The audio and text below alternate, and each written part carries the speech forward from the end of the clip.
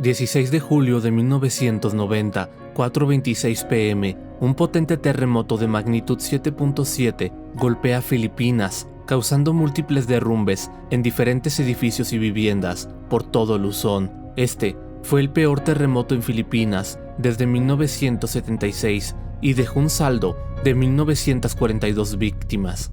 Pero este solo era el inicio de algo más grande. 2 semanas después, las personas que vivían cerca del volcán Pinatubo reportaron la aparición de pequeñas columnas de vapor provenientes de la montaña. Cuando los científicos se acercaron, se dieron cuenta de que el movimiento había provocado algunos deslizamientos de tierra en Pinatubo, pero sin llegar a más. Después de esto, la montaña no mostró más señales de actividad, pero esto no duraría mucho, pues este terremoto había despertado a Pinatubo de su largo sueño y pronto produciría una de las mayores erupciones del siglo XX.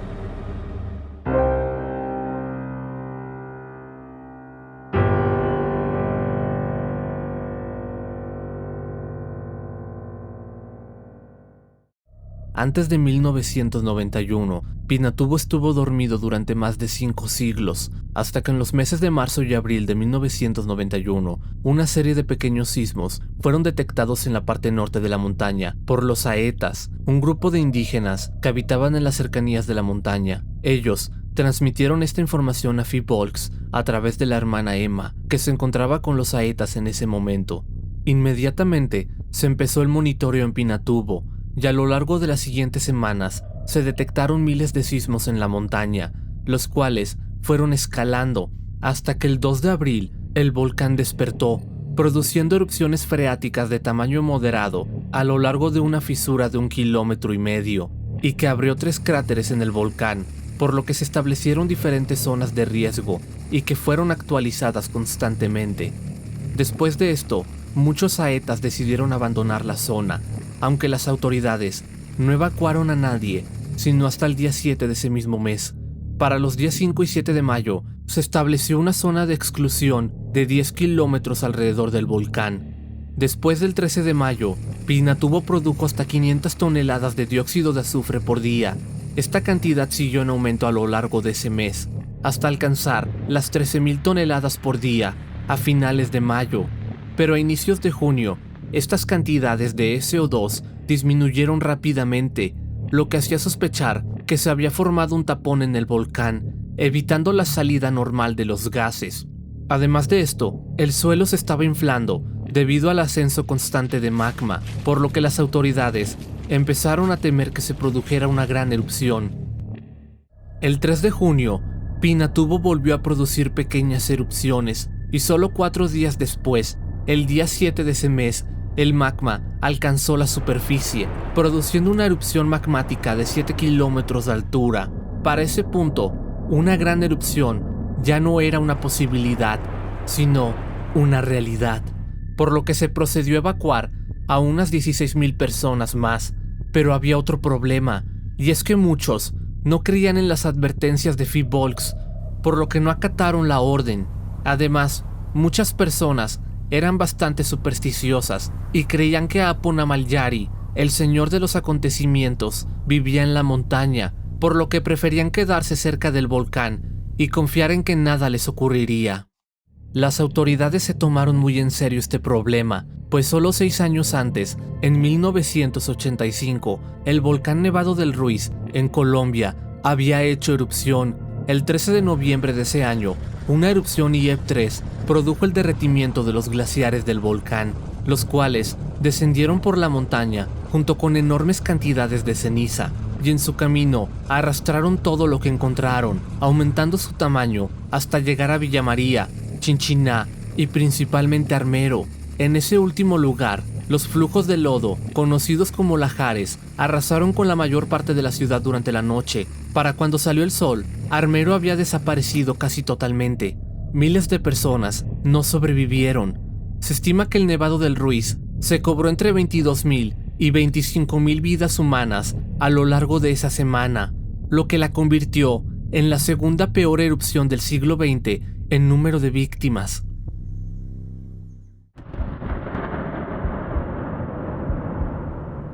Pero este no era el único motivo que las autoridades tenían para tomarse muy en serio esta situación, pues unos días antes acababa de ocurrir una erupción en el monte Unsen que se cobró la vida de más de 40 periodistas, así como la vida de una pareja de vulcanólogos muy famosa, Maurice y Katia Kraft. Ellos dedicaron gran parte de su vida a acercarse y documentar volcanes en erupción.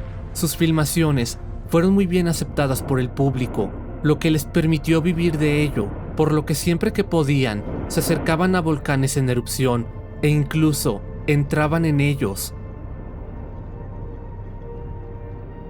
Maurice y Katia estuvieron en Armero documentando la situación, ante lo que se mostraron muy indignados, ya que para ellos era algo que se podía haber evitado si se hubiera prestado atención a las señales y se hubiera evacuado a las poblaciones. Su labor en Armero sería de vital importancia más adelante.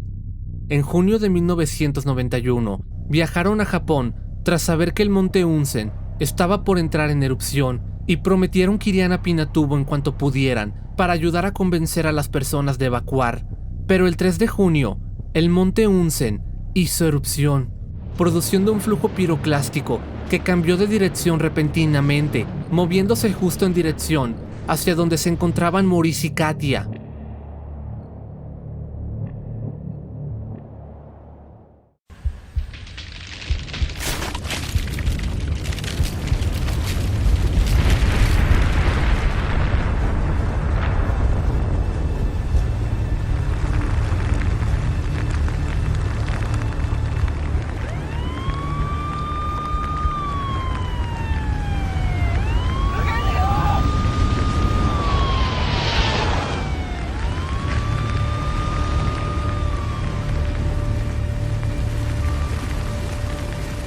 Ese día, el monte Unsen se cobró las vidas de la pareja de vulcanólogos más famosa de su época.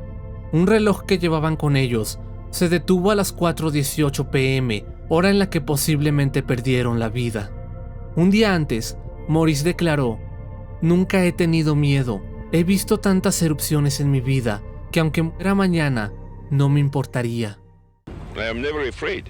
Because I have seen so much eruptions in 23 years that even if I die tomorrow, I don't care. Días después, las grabaciones que tomaron Maurice y Katia en Armero fueron distribuidas en Filipinas para concientizar a la población sobre los peligros de los volcanes. El mensaje fue bien tomado por las diferentes poblaciones, quienes, aunque aún escépticos, decidieron acatar las órdenes de evacuación de Phivolcs bajo la dirección de Raimundo S. Punombayan. En total, unas 16,000 personas habían abandonado Pinatubo para el día 11 de junio, entre ellas parte del personal de la base aérea Clark, la base estadounidense más grande en el extranjero, aunque muchos seguían creyendo que Phivolcs estaba reaccionando de manera exagerada y pedían que se diera una fecha exacta para la erupción. Esta respuesta llegó más rápido de lo esperado, pues al día siguiente, el 12 de junio, el monte Pinatubo produjo la primera gran erupción.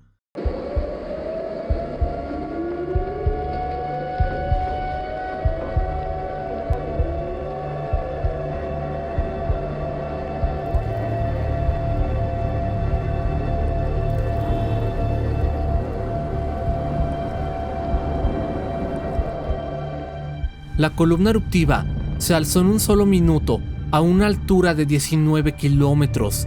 Esta gran erupción fue similar en magnitud a la erupción del monte Santa Elena en Estados Unidos, ocurrida 10 años antes, en 1980. Tras esto, muchas personas creían que lo peor ya había pasado, pero la realidad era muy diferente. Esta erupción no era la que los científicos esperaban, era solo una advertencia.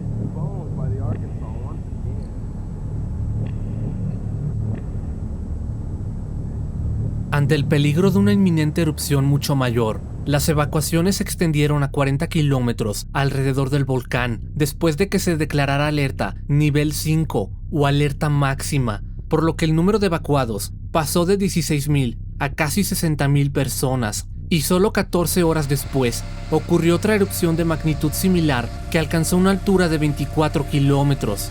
Sin embargo, tuvo una duración de apenas 15 minutos. Esto ocurrió mientras las evacuaciones continuaban. Después de esta erupción, empezó un nuevo enjambre sísmico debajo del volcán y solo unas horas después, a las 8:41 de la mañana del 13 de junio, ocurrió otra erupción similar que apenas duró 5 minutos, pero que también alcanzó los 24 kilómetros de altura. Horas después, el enjambre sísmico regresó y esta vez se extendió durante 24 horas más, terminando en otra erupción menor de 21 kilómetros y solo 3 minutos de duración. Todo esto dejaba muy en claro algo, y es que una gran cantidad de magma estaba intentando llegar a la superficie. Sin embargo, por algún motivo no lo estaba logrando, por lo que cada erupción era de menor duración a la anterior. Después de la última gran erupción, la presión en Pinatubo siguió en aumento, hasta que finalmente, el 15 de junio, un nuevo magma más rico en gas ascendió desde las profundidades de Pinatubo y alcanzó la superficie a la 1:42 de la tarde de ese día, dando inicio a la erupción culminante.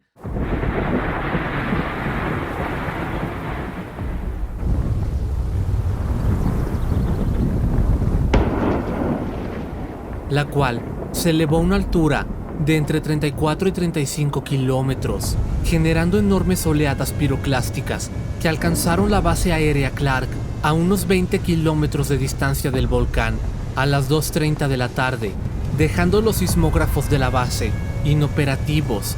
Afortunadamente, las últimas personas que quedaban dentro de ella abandonaron la zona minutos antes.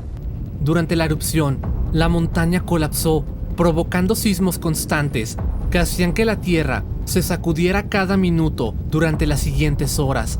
Esta erupción también estuvo acompañada por una gran cantidad de rayos.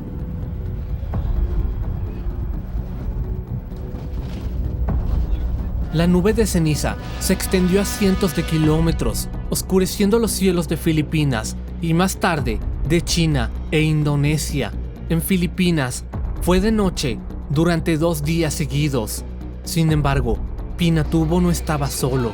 Mientras la erupción culminante ocurría, el tifón Yunya, o también llamado Diding, se encontraba pasando sobre Filipinas. En las imágenes satelitales, se pudo observar cómo este se acercaba al país mientras la erupción culminante ocurría, destruyendo lo que quedaba del tifón.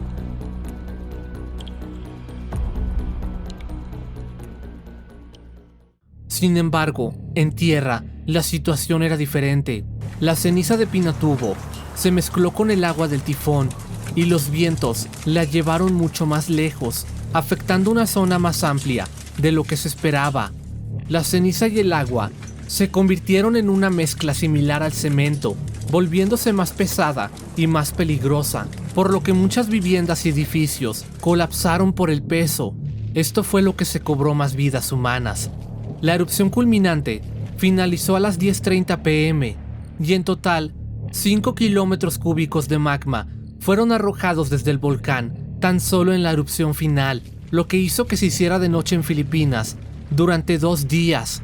La montaña colapsó debido al vacío dejado por el magma, creando una caldera de 2,5 kilómetros que posteriormente se llenó de agua y el volcán pasó de medir 1,745 metros a 1,486.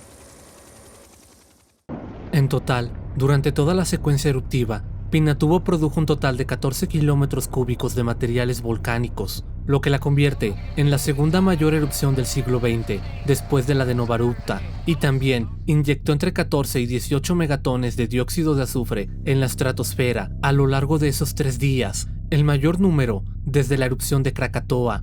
Este gas reflejó un 10% de la luz solar fuera de la Tierra, disminuyendo las temperaturas globales en 0.5 grados centígrados, causando un pequeño invierno volcánico durante 1992 y 1993, aunque el efecto que tuvo Pinatubo en el clima no fue comparable al que tuvo la supercolosal erupción del Támbora, ocurrida en 1815, y que causó el último invierno volcánico de gran magnitud. Las bajas temperaturas resultantes de Pinatubo continuaron durante los siguientes 2 o 3 años, por lo que se cree que esta erupción pudo ser responsable de la tormenta del siglo, ocurrida en 1993, que provocó fuertes vientos de hasta 160 kilómetros por hora y nevadas en una zona muy amplia, desde Honduras hasta Canadá, así como fuertes tornados y vientos huracanados. En el sur de Estados Unidos se registraron temperaturas mínimas récord.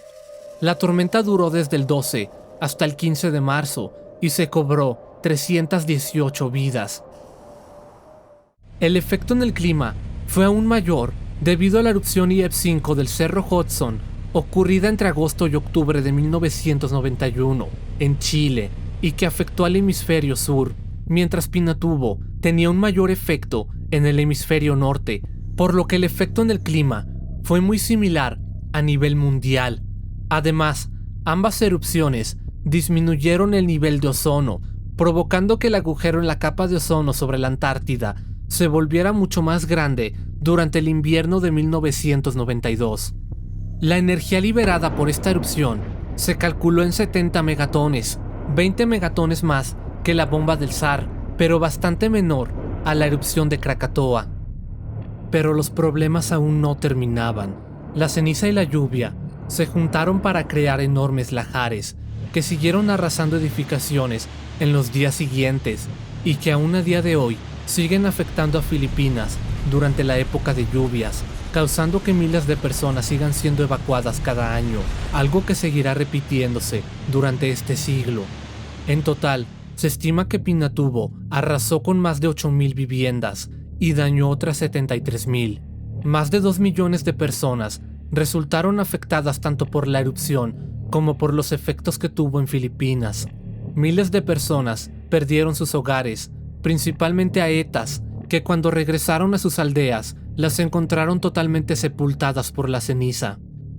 Uno de los edificios más famosos que resultaron dañados fue la iglesia de San Guillermo, que quedó parcialmente enterrada por los lahares provenientes de Pinatubo, y alrededor de ella se han construido nuevas calles y viviendas. El número total de víctimas se estima en 847, que a pesar de ser un número alto, es considerado como todo un éxito, debido a que se salvaron a decenas de miles de personas más, gracias a la ayuda de las autoridades, de la misionaria Emma y de algunos aetas que advirtieron sobre el problema a tiempo, así como por los videos tomados por Maurice y Katia y que fueron utilizados para advertir a la población sobre los peligros de Pinatubo a tiempo, evitando que otra situación similar se repitiera en ese país. Pinatubo siguió produciendo pequeñas erupciones continuas hasta agosto de 1991 y finalmente su actividad se detuvo durante septiembre, pero en 1992 se formó un nuevo domo en su recién formada caldera, por lo que se evacuaron a más personas debido a la posibilidad de otra gran erupción, pero en esta ocasión solo ocurrió una erupción menor confinada en el cráter, algo que volvió a repetirse en 1993. Cuando ocurrió la última erupción de Pinatubo durante el siglo XX, la base aérea Clark fue desalojada y quedó abandonada tras la erupción de Pinatubo, y el gobierno de Filipinas se negó a reabrir nuevas bases militares similares, por lo que el lugar se convirtió en el aeropuerto internacional Clark y Clark Freeport. Actualmente, más de 500,000 personas viven cerca de Pinatubo, y aunque es poco probable que ocurra otra erupción similar en este volcán durante este siglo, los lahares podrían seguir afectando a las zonas aledañas al volcán durante las siguientes décadas. El 30 de noviembre de 2021, y tras un incremento en su actividad sísmica, Pinatubo produjo una nueva erupción de casi 14 kilómetros de altura. Esta erupción fue freática, por lo que no hubo magma involucrado en ella. Sin embargo, casi como cediéndole lugar, 21 días después, el 20 de diciembre de 2021, un volcán submarino poco conocido en ese momento, llamado Konga Tonga Hunga Ha'apai, hizo erupción en el reino de Tonga, y pronto produciría una erupción similar a la de Pinatubo, que afectaría al mundo entero y se convertiría en una de las erupciones más explosivas desde Krakatoa.